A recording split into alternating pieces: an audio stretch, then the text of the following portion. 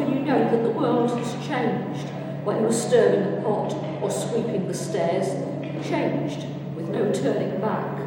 Not an earthquake, a flood, or a shift in the poles, but a change even so. When history changes with no turning back. And yes, I was there in my kitchen cooking pasta, so basic and frugal, a meal for a student, while Radio 4 poured the news to my ears, the reports, and I thought, recognising which side must be mine. And miles away, in space and understanding, cushioned in her best armchair, my mother heard the same reports and cheered for the police. Working class Tory, old school, yearning for ordering complicated times, cheering on the boys in blue, trusting the authority that safeguarded her teaspoons. Or so she thought, seeing in her mind's eye, unconnected with the modern world, 1,000 children's tales of the good old Bobby on the beat, Dixon of Dock Green, responsible adults, stolid, strong protection from the rabble-tang of anarchy, in a whitewashed blue rinsed vision of her green and pleasant lad, where, if you want to know the time, ask a policeman.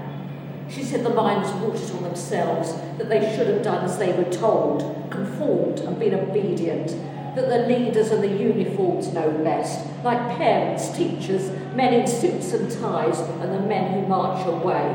It's not your place to argue. Dress properly and just behave. She said that Stephen Lawrence was at fault, that Hillsborough was caused by football thugs, and Greenham Common women should be cooking husbands' tea, that poverty was caused by lack of enterprise, that unemployed should knuckle down, get out on their bikes and toe the line.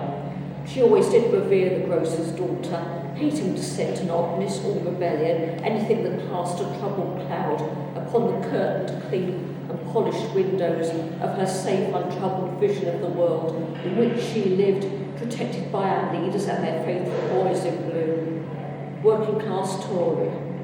She could not see that strike, that conflict, and that afternoon were destroying a tradition and a way of life, every bit as valid and as real as jangling horse parades and royal jubilees, coronation mugs, and flags waved in the Mall.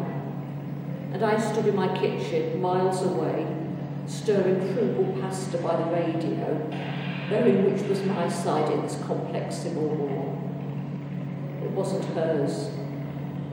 Political to personal, everything connects. We chose our sides. There was no turning back.